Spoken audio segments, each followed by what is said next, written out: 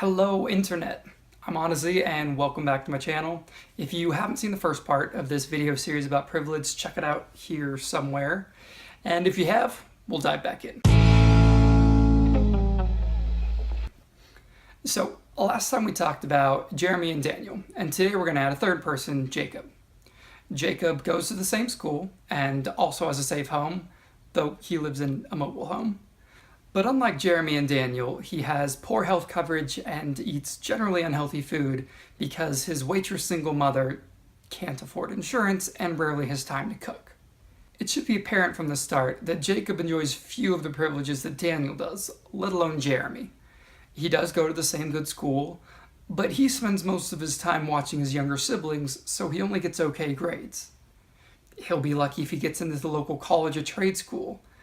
He has no shot at the universities that Daniel and Jeremy will go to. On top of that, instead of the health-conscious neighborhoods that Jeremy and Daniel were raised in, Jacob was raised in an environment where people did pretty much whatever they could to cope with their daily struggles.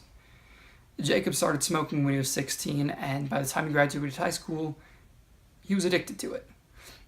Finding work was harder for him, and a few years later, he finds himself raising his first child in the same environment he was raised in, barely scraping by.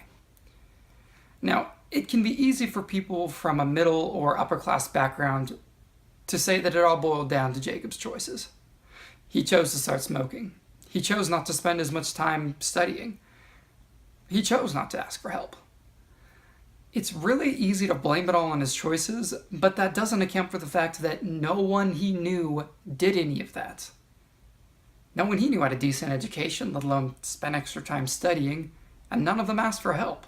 Can we really expect him to spontaneously change his lifestyle when the environment he was raised in not only failed to promote good habits, but reinforced bad ones? See, when Jacob started smoking, the men that he lived around told him he was becoming a man. When Jeremy started smoking, he was sent to a troubled teens camp and was promised a new car if he quit while he was there for the summer. So Jeremy quit not because he was a better kid, but because he enjoyed privileges that reinforced positive behaviors, while Jacob was in an environment that reinforced bad ones. Now, these people are all fictional, but their experiences are not. Privilege has a very real and significant impact on people's lives, even when it's subtle. Jeremy, Daniel, and Jacob all made their own choices, and those choices determined where they ended up in life.